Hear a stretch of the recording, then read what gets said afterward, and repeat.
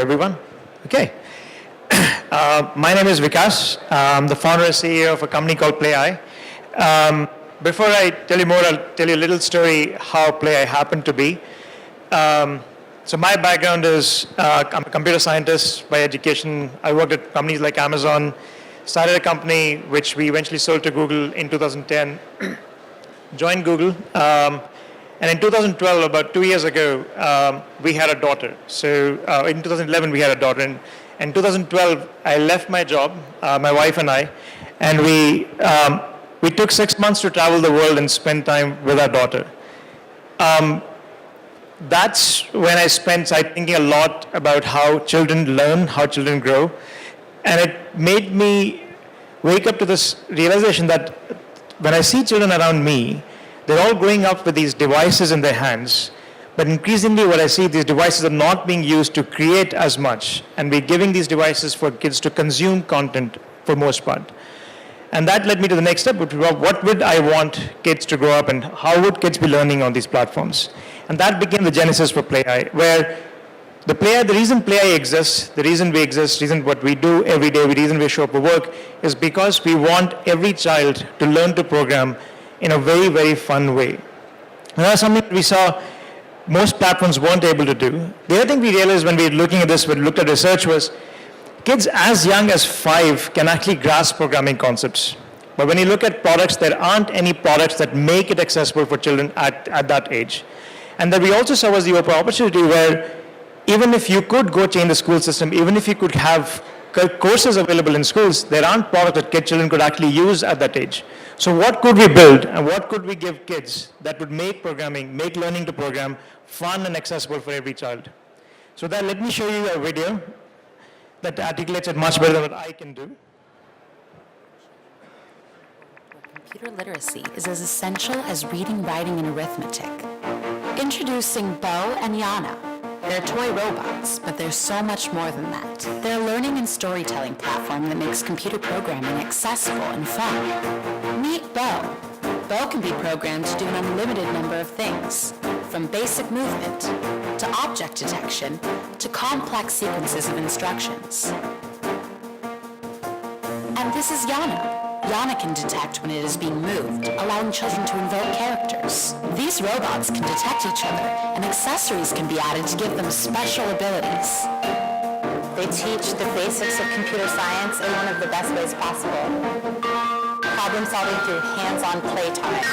And our research shows that that is one of the best ways for children to learn.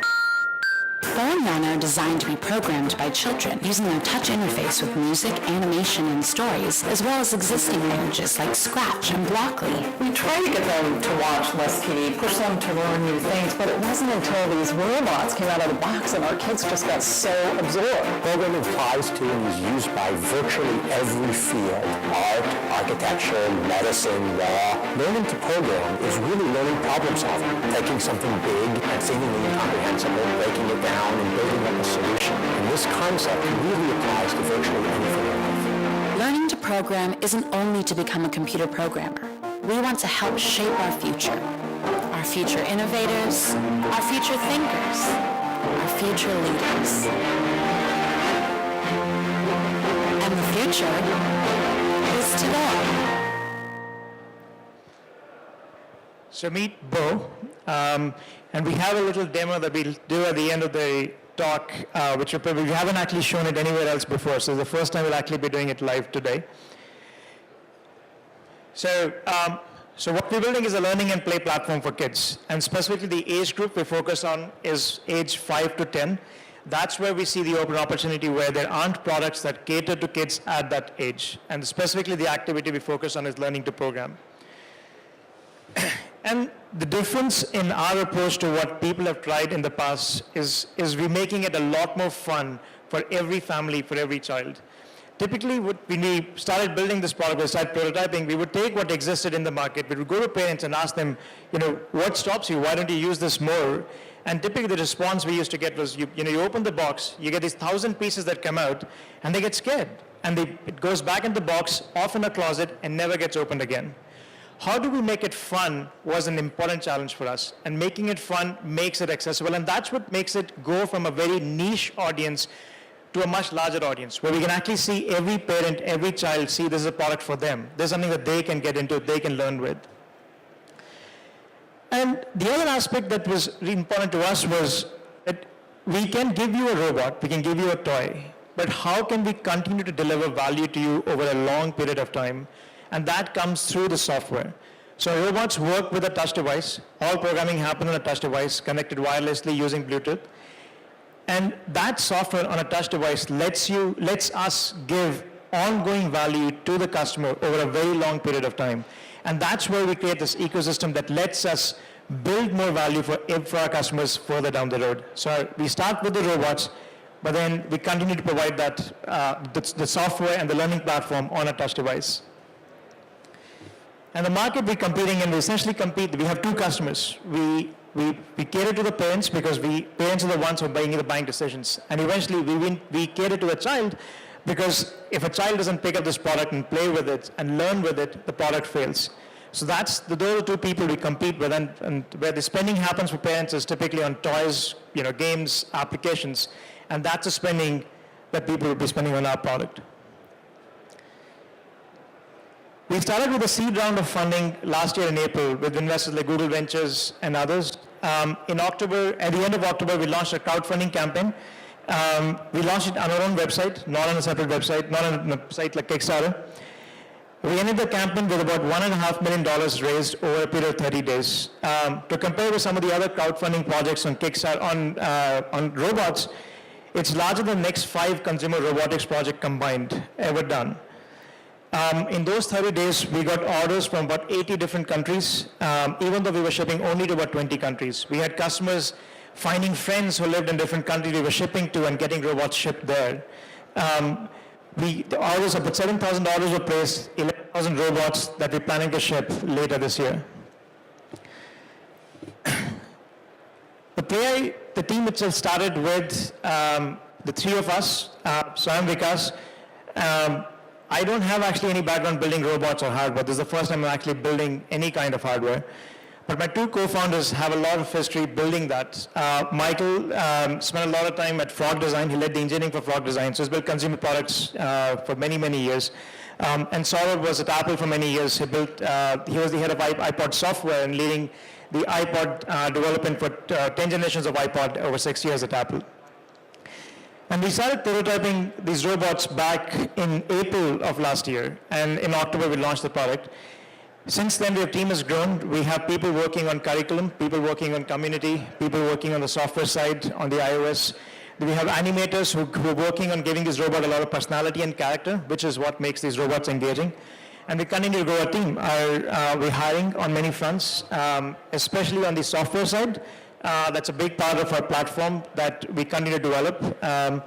We're looking for people building on the website, both on the front end and back end. That's again an area of investment for us because we're building a channel that directly sells these robots to customers instead of making it available on retail stores at the moment. And we are of course focusing on the user experience, and that's an area we're hiring as well. With that, I want to transition to the demo, and I have a couple of colleagues help me put something together, something that we've just put together last night, so I'm hoping it works. We haven't really tried it out on an audience before.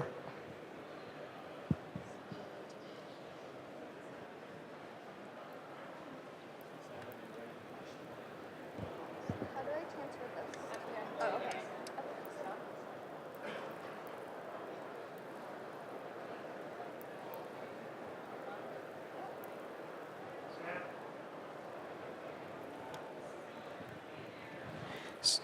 So I have 2 robots on the floor, and this is Yana.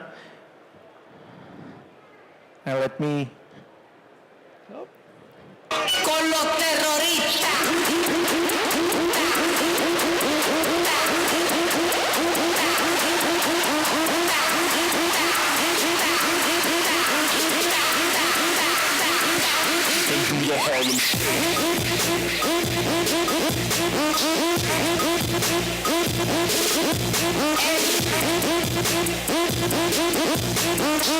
Con los terroristas.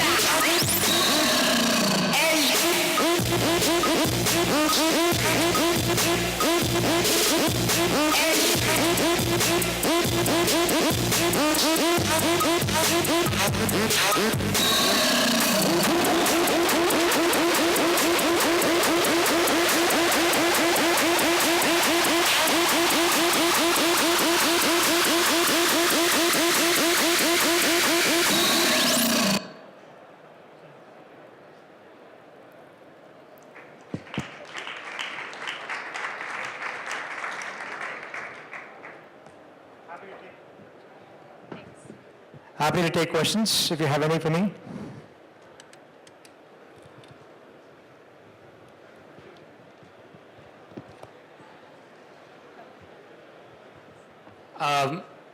Really fascinated by your successful crowdfunding campaign, especially the decision to host it on your own site. And I wonder if you could talk about like how you raised awareness for that campaign, given that you were hosting it yourself, and what tools did you use to make that successful? So to back up even one step, we made a very conscious choice to host it on our own website because we believed for two main reasons. One was we wanted access to data, where every time a customer comes to our site and makes a purchase decision or visits, we wanted access to every single interaction with the customer on the site. That's something we couldn't get on any third-party site. The second aspect was that we also saw the crowdfunding project launch as a branding opportunity. And we wanted to be all of that media outreach to focus as much on our brands rather than focusing on third-party brands like Kickstarter. So those are the two reasons why we focused on launching at our own website. So the first thing we did to get the awareness out was a big media reach out. So we had a fairly good PR campaign that we ran where we worked with a lot of media outlets to get the word out for the first few days.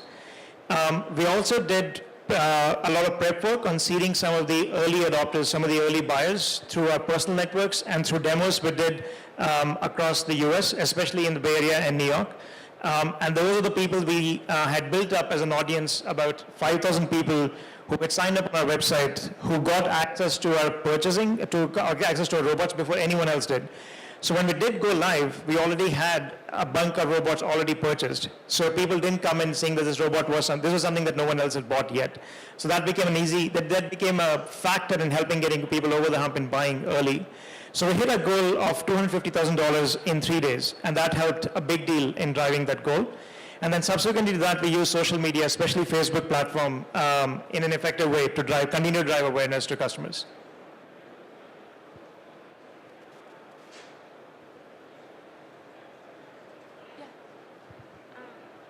Are you thinking about where the kids go after they play with your program? Like what programs they're either going to be going to learn programming further or robotics? Yeah, so the first area of focus for us is to give enough tools for kids at different ages to learn to program. So we're working on our own visual interfaces for kids to learn programming at a very young age. We're also building modules for languages like Scratch and Blockly, so kids can actually continue to program with those languages, with our robots. And while they go with that, as long as they're learning Scratch and Blockly, they're learning to program. Where they go further is completely open-ended. We're also providing an API to developers. So same kids could be progressing to that API that they could be using to program this more with robots as well. So those are three things that we're providing to get kids starting in age 5 to any age that they could be learning to program or programming with our robots in general. And the API they use to work with our robots, they can build applications that release in the App Store, and that's something they're completely free to do. That's not something we gate them on. So it would be applications they would be building in iOS to work with our robots as an example. And beyond that, we're working with several schools to do curriculums in school and after school robotics clubs where these robots could be used for programming environments. Those are some of the things that we're working on as well.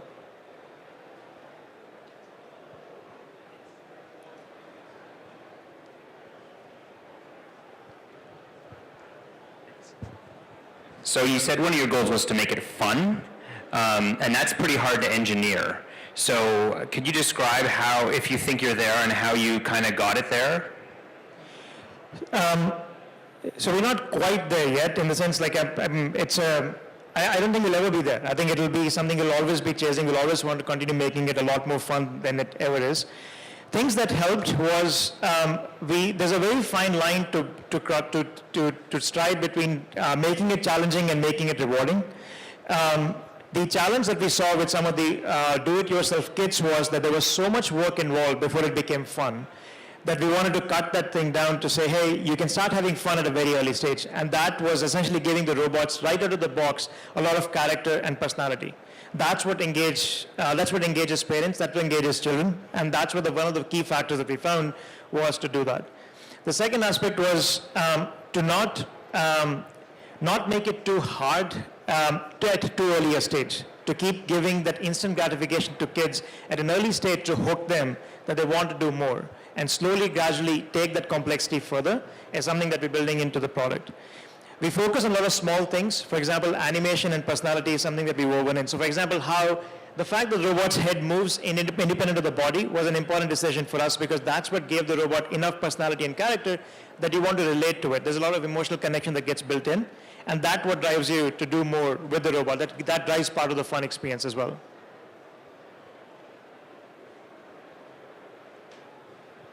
Any more questions? Do you?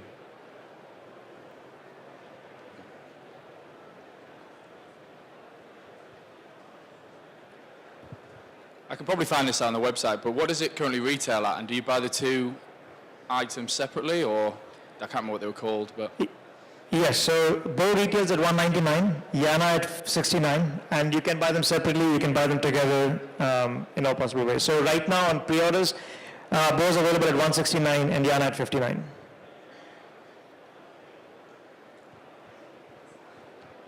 Okay, we've got time for one or two more questions.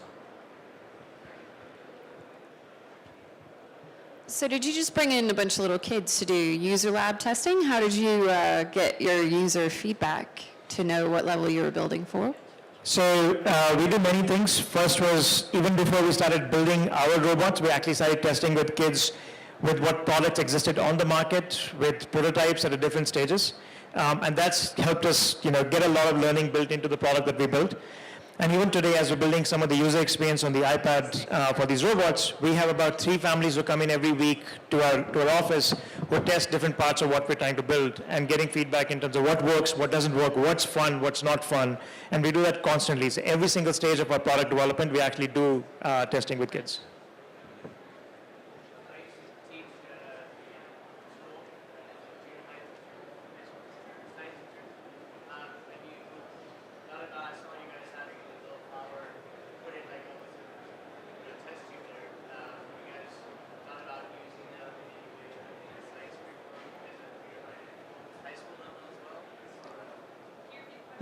So the question was, have you thought about using the robots in a science curriculum in schools? Is that right? We are talking to a lot of teachers in schools. So during the campaign, about 200 schools signed up with us to work with us with the robots. Our focus right now is to focus on computer science, computational thinking for elementary school kids. And as we're talking to some of these teachers, we're learning a lot on where these robots could be applied. So that's an area that we are still in conversation with teachers and how this could work. But I think the area of focus for us definitely is computational thinking for elementary school to start with.